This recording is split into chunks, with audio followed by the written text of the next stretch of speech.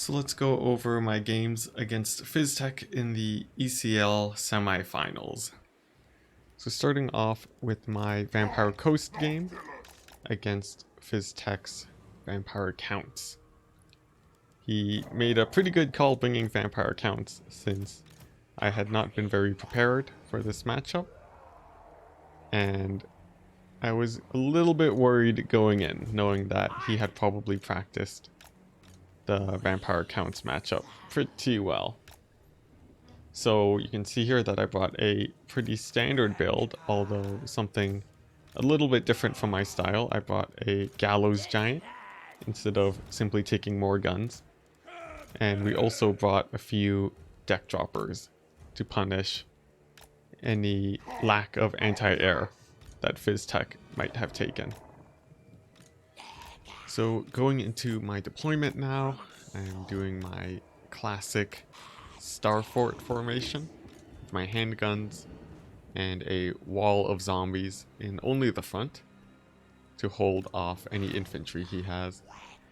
He could flank around, but if I put my infantry in the back, I know that there will probably be too many gaps in my front line, which would be a problem here.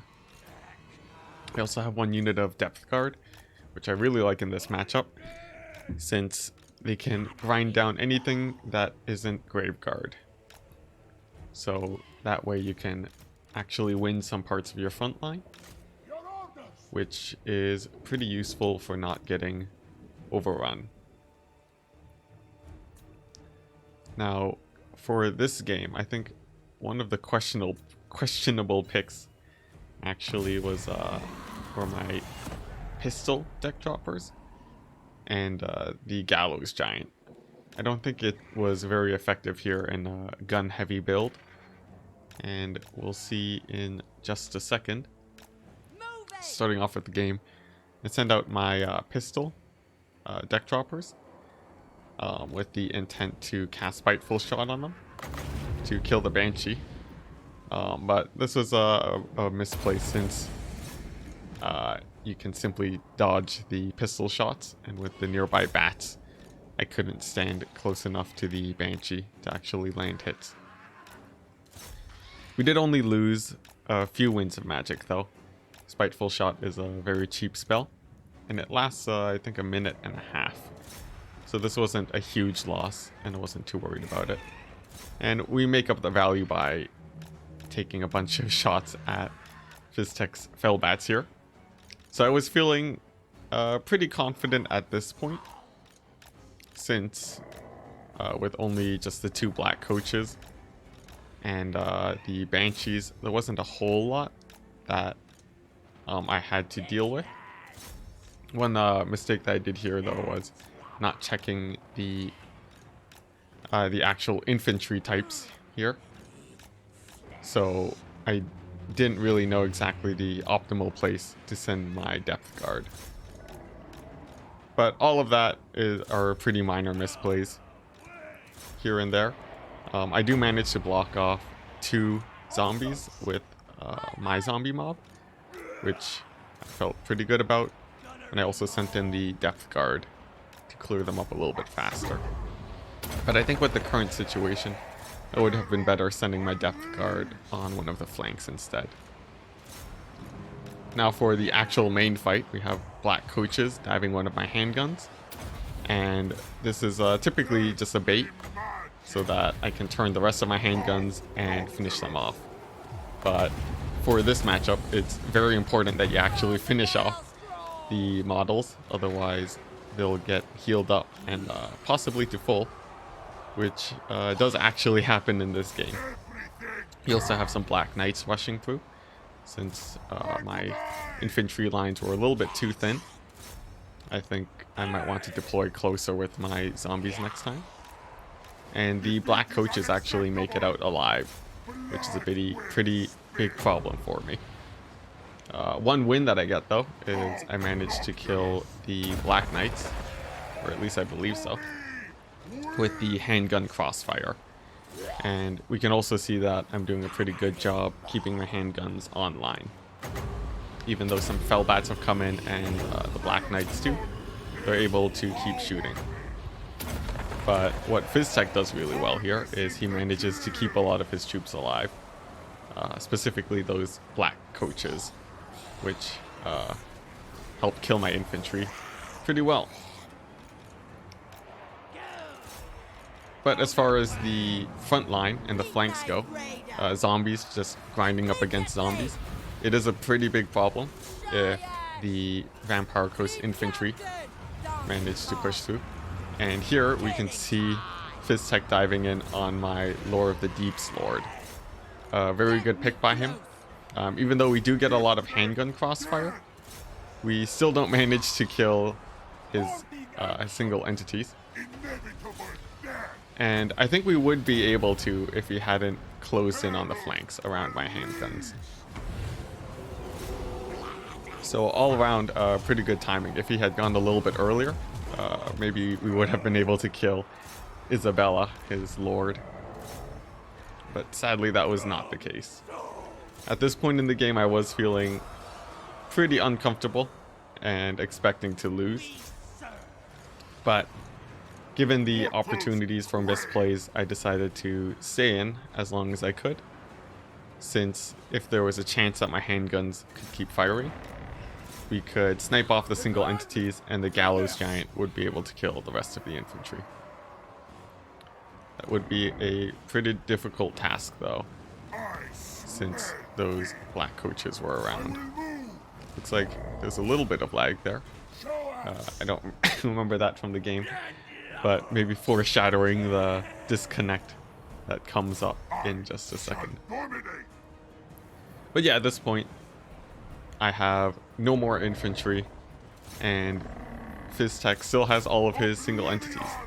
We would need a little bit of a miracle to win this, being able to miraculously snipe the single entities, but really, those two Banshees will be giving Noctilus and the Gallows Giant quite a hard time.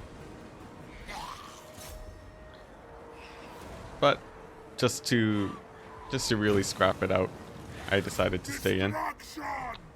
There's no real harm in staying in tournaments, since really if you leave, you lose 100% of the time, and you would only be leaving early to try to save your morale.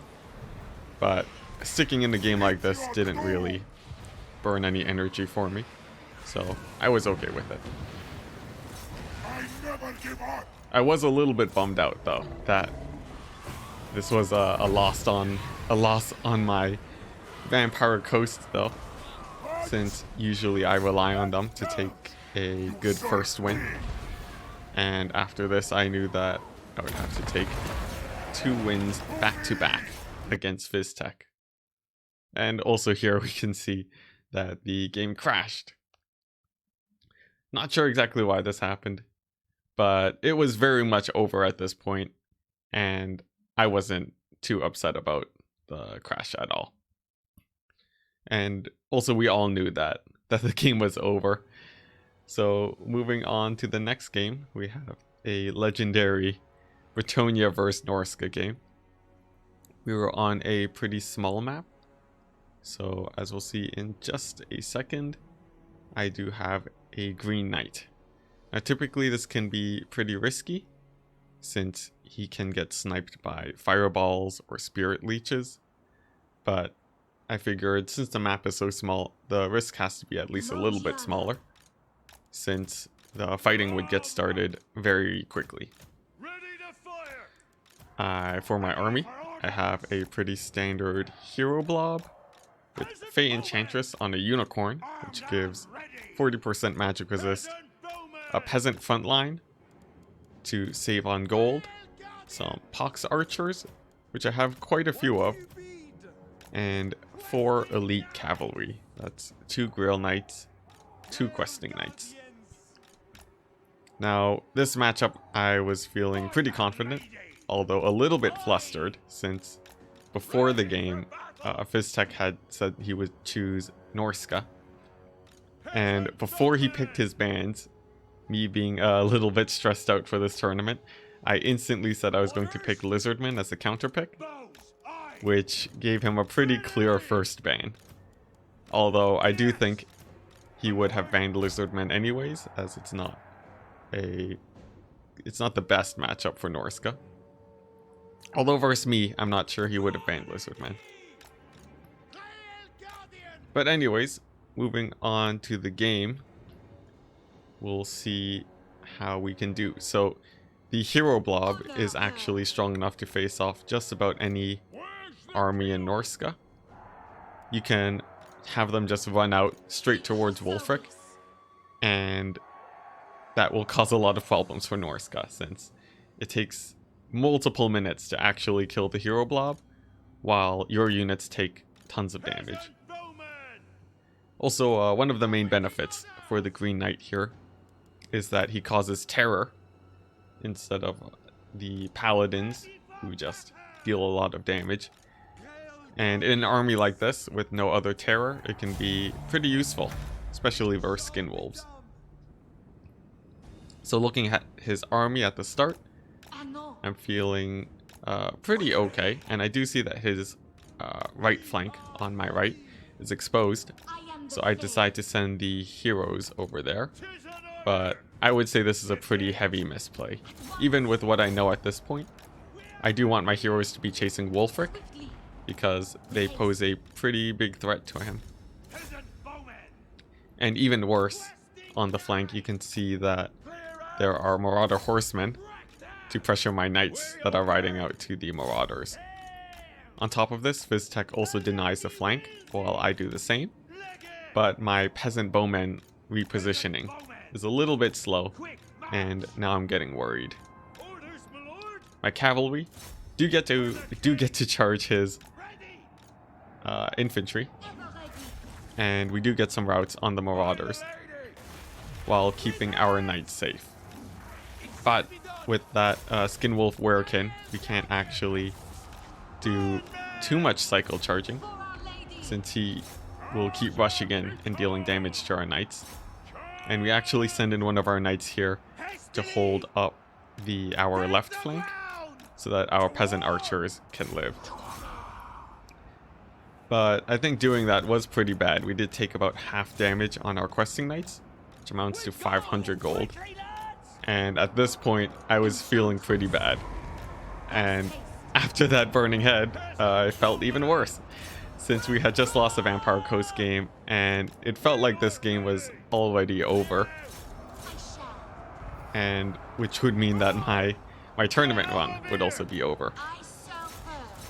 But since it was the last game, if I had lost this, I decided to just stick in the game and try to fight it out as best as possible. I did still have 3 of my elite cavalry alive, and Fizztech had mostly infantry, which was a very good composition for what I had left to go up against. Since, as you can see here, the knights will be able to just cycle charge in and out of the infantry, dealing tons of damage while causing terror routes. On top of that, we drop a Chalice of Potions, I believe it's called, on top of the infantry blob, which is, and it is a very good ability for the hero blob, since if your heroes are ever caught up in a blob such as this, either the other player will have to disengage, thus letting your heroes run out and fight someone like Norska, or not Norska, like Wolfric, or you get a hit in, which will do tons of damage. You'll also see that I'm putting down a lot of my healing onto my knights instead of my heroes, and that's because the heroes take so little damage in these types of fights that we can actually afford to heal up the knights instead and save our healing on the heroes for the late game. So the knights just continuing to cycle charge in and out, and I am feeling a little bit more confident here, but balance of power doesn't like me, and a big problem are those horsemen, since they'll be able to kite my knights basically forever if controlled well enough. You can see that they're already retreating, and my knights will have a hard time catching up to them. But much to my surprise, they actually do manage to stop the Marauders. And you even see there that I click on the Marauders, expecting the Horsemen to keep running. But when I notice they don't, I bring the Knights over, and they actually get to finish them off. I think this is pretty huge for me, and I felt like there was actually a pretty good chance here. Now we still had that Skin Wolf Werekin, and he could keep pressuring my Knights. And on top of that, we also have Wulfric disengaging the Hero Blob to engage my Knights. But since I do have quite a few, I just push past Wulfric and the Werekin to charge in on those infantry, and manage to get them routing again thanks to the Green Knight, which really was a hero in this battle. I continued to disengage and attack the Fimir. There was the Knights wouldn't really be able to do much damage to him, but I do find that your troops disengage a little bit better if you give them an attack command instead of just spamming move orders. We get another Chalice of Potions here, which basically finishes off the infantry, and I'm feeling very confident here and quite excited since we may be able to pull out a comeback. I know that even though Wulfric is at pretty high health, the hero squad is very strong and can basically kill Wulfric without taking damage. Our Knights getting more favorable engages against Skin Wolves and Marauder Horsemen.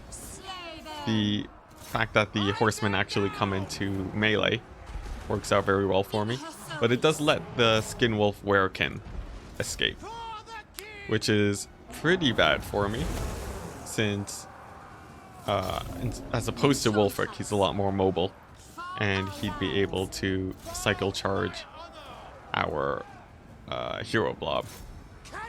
Looks like the Skin Wolf Werekin actually wasn't routing there, so not sure exactly why those Marauder Horsemen engage my Knights. But it worked out in our favor, and even though we have so few Knights here, we are pretty sure that we can get a lot of value off of them. Since these are Grail Knights, their leadership stops them from routing, and they'll basically fight till the last. Plus the healing from Fey Enchantress means that they won't die. But there we see that a fireball comes in, actually finishes off the Green Knight, which is very bad, but luckily we already brought Wulfric down pretty low. And the only other targets that the Green Knight would want to fight are the Werekin and the Shaman Sorcerer. I was pretty surprised that the Knight went down though, and it really ripped away my confidence at this point, even after killing Wulfric. But I did suspect that, given the fireballs and the burning heads that have come out, there had to be pretty low magic reserves for Fizztech. I tried to dodge the fireball here, but dodging with the infantry hero doesn't work out too well. We also have some Skin Wolves coming in, but they were already on the verge of routing. That didn't worry me too much. And now we have the Werekin routing.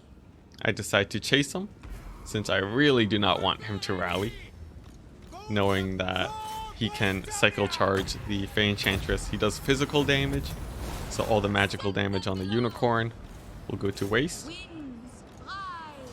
And we have another fireball coming in. I do suspect that they should be running out eventually, but as we'll see, they just keep on coming, which was really just a miscalculation on my part. You can see I'm now looking at the white line with the goal of routing off that Werekin. But since those horsemen are there, I decide to turn around and go to the Sorcerer, fearing that another fireball would kill off Gotrek, which one does come in, and I move in the Fey Enchantress to try to block it, and just barely don't manage to do so. On top of that, an even worse thing happens. the healing proc goes off on Gotrek, but misses. Which means that he gets no healing. Which definitely would have won me the game instantly if he got the heal there. You can even see me checking his HP to see if he'll die to those horsemen. And we'll also see a slight misplay here. I really should have been focusing on positioning my Fey Enchantress in front of Gotrek. But instead I tried to block the fireball mid-shot, and it actually connects with Gotrek and kills him. So feeling a little bit frustrated that I might have thrown my victory here, I charge into the Werekin to try to get as much damage on him as possible. And you'll now see me starting to look into the distance for that Skin Wolf Werekin. From the tournament we played casted by Turin, we actually do see the Werekin running off. But from my perspective, I don't see that. So I feel like this game could very well be lost, and all we need is the Werekin to come in and finish off the Fey Enchantress for that to happen. Now the horsemen come in, but the Fey Enchantress is quite the beast and very hard to kill, and that 40% magic resist coming into play, keeping her alive versus the Fimir, since they do magic damage. I also know that the horsemen aren't the best fighters, and they won't be able to do too much. I take another peek into the distance there, looking for the Werekin. That won't come since he's already routed off the map, but we don't know that, so I'm very worried. And at this point I also spot that I have 5 winds of magic, and just barely enough recharge to get to 6. So I spam Arcane Conduit and wait for my healing. But before I do one more check for the Werekin, which actually delays my healing. But it seems like it was good enough, so I throw down the healing. The Fey Enchantress is barely taking any damage. She's dishing out tons, and we just barely managed to win this game. I think there's another peek into the distance here. Yeah, you can see me looking for the Werekin again, because I am that worried that he'll come back. But there we go. We did make some major misplays, losing our peasant archers, mostly because we sent our heroes in the wrong direction. But thanks to just the very powerful build and some very good AoEs on top of the infantry and cavalry micro, we managed to pull through. The Bretonia vs Norska matchup is actually one that I'm very used to playing, so I was pretty happy with that game. The Vampire Coast vs Vampire Counts game, I was less used to. I had played a few but hadn't figured out how to win it yet. And for our last game, I played Dwarves as a counterpick to Tomb Kings, which I hadn't played in quite a while. So I was a little bit worried, but I did play one game in recent times. Not enough to really be confident though. To sort of criticize my build here, I would think I went a little bit too hard on the Slayers, and 3 Troll Hammers would have done me better. This is because you want to be finishing off single entities instead of killing them, and as we'll see in this game, we just barely don't manage to kill 2 Tomb Scorpions, which really ruined my day in the late game. My positioning, instead of going for a hard box, I go for a little bit more of a loose formation, sort of how I set up my Vampire Coast armies. And this is because I don't expect the Tomb Kings to flank with too much infantry. We do leave 2 I believe dwarf warriors in reserve for a few infantry that do manage to slip by, but anything coming in from directly behind, we'll have Slayers for that, since typically that will be cavalry, Tomb Scorpions, or chariots. Still, with the number of infantry we have, if the Tomb Kings player Fizztech went all in on infantry, that would be a problem, since his goal here is to dive in on the Slayers with the infantry, which will be very cost effective, and then from there bog down the Iron Drake's Trollhammer torpedoes, since once the infantry are able to clear up the Slayers, the single entities can just dive in and clear them out. We also don't want to clump up too hard in case we saw an artillery build from FizzTech, and we hadn't really seen what he had yet, so I'm just taking a careful approach towards the hill, spreading out to make sure that we don't get hit by any caskets of souls. At this point we do see some skirmishers. I dodge back, expecting some artillery to come in, which it doesn't, since FizzTech has a 3 chariot build with Arkin the Black, 2 Tomb Scorpions, and a whole lot of infantry. Luckily for us, we do have enough Dwarf Warriors and Longbeards to match his infantry count, so I'm feeling okay. Now, instead of going for a box here, since FizzTech doesn't have artillery, I do stay pretty spread out, and this is to buy a lot of space for my troll hammers. If we go for too tight of a box, infantry can start slipping through and engaging the Slayers, which would be pretty bad for us. And especially since we're able to match his infantry with ours, I'm okay going with a more loose formation.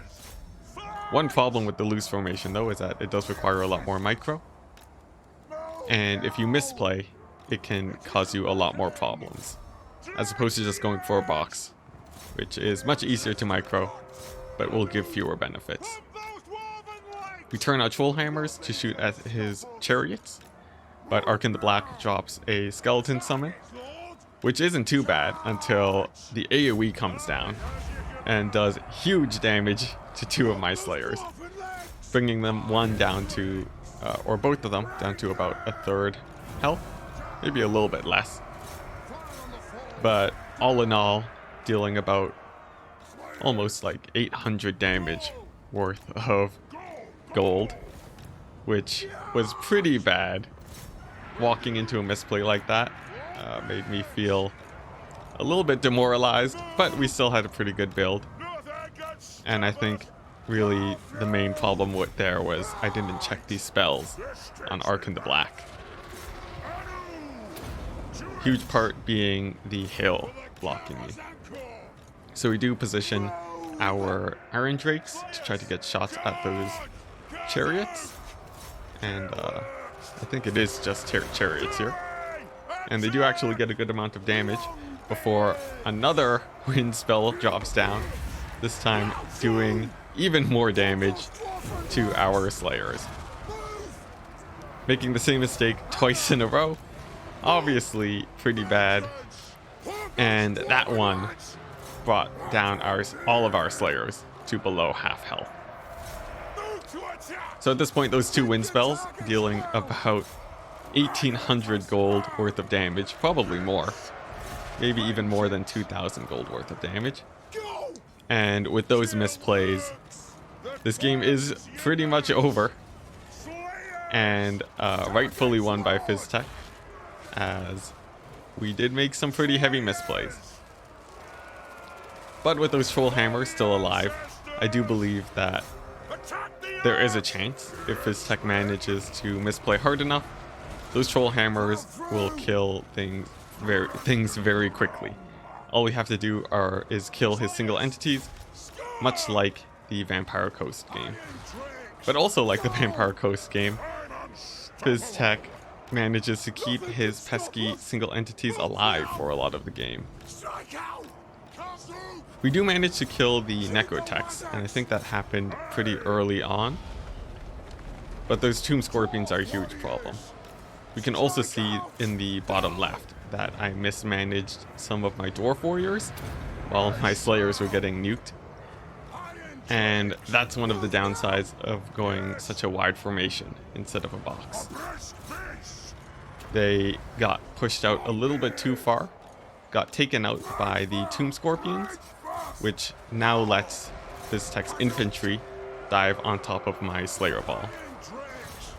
We also see the Necrotechs. They were actually still alive, and now is the point where we managed to kill them. It's a good sign for me, with a chance of a comeback. But our infantry is pretty battered at this point. I'm not feeling too good. But as per usual, we're going to continue scrapping it out as it is our last game. You can see me taking a look at Grombrindal's unbreakable ability. We want to use that just as a unit is about to rout. That's when you see their banner flashing white, since that will maximize the time our infantry holds out. You see another AoE coming down, and that's when I proc Grombrindal has no fear, so that our infantry doesn't start running away. This will keep our front line holding as long as possible, so that our slayers can protect the iron drakes, and the iron drakes can shoot at those single entities. But Fizztech doing a very good job here at keeping those tomb scorpions alive, and our iron drakes bogged down. At this point, it's beginning to set in that this game is over for me, and that my chances to get into the finals is over. I am pretty satisfied that we had some good games, but I was a little bit bummed out that we were knocked out. But continuing to scrap on, just in case Fizztech misplays, we proc a flash bomb on the Tomb Scorpion, but it actually doesn't slow it down at all. And I believe that's because it was in one of its charge animations. Usually when troops are charging in, slow effects seem to have a much smaller effect on them. Not that killing that Tomb Scorpion would have really won it for us, since there was a second one. And I think to win this game, we really needed to kill both. So you can see me here, grouping up for my last stand. But there isn't much else I can do here, since all Fizztech needs to do is finish off my infantry, send in his infantry to blob up on Grombrindal, and then cycle charge him to death with the Tomb Scorpions. And with that, that's just about everything I really need to talk about for these games. So that we can begin closing out, as you can see Grombrindal's glorious last stand, which lasts a surprising amount of time, and Fizztech plays it very carefully to make sure that his Tomb Scorpions don't die, which is very well played on his part. So if you like any more content, or if you would like to see any more content like this, please subscribe or check out the Discord in the description, where I post content like this regularly. And we also have a growing community that talks about how to play multiplayer games like this, and how to win them and how to avoid losses, instead of talking about the usual matchup imbalances. On top of that, we also stream on Twitch, so check that out if you want to see this content live. Thank you very much, and goodbye. We'll just finish off by watching Grombrindal slowly get picked away by skeletons. To the fight! It's a game! To glory! Bring! Withdraw! Shine like roe! It is a reckoning! They have wronged us! A breast face!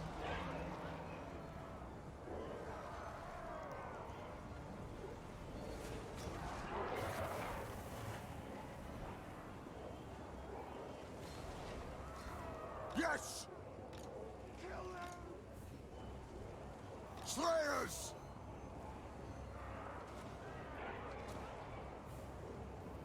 They have wronged us! Longbeards!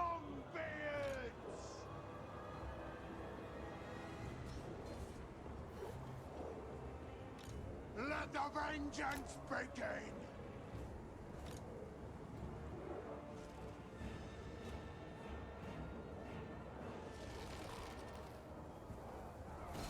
Boom back!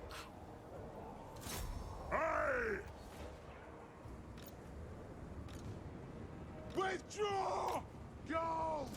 Dwarves, ready access!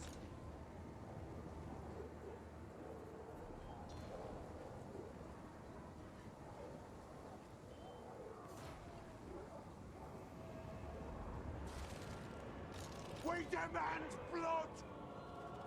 Comprendo!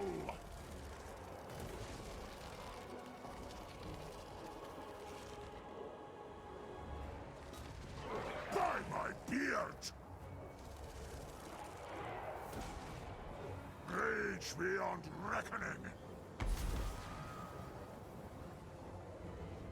Axes out, lads!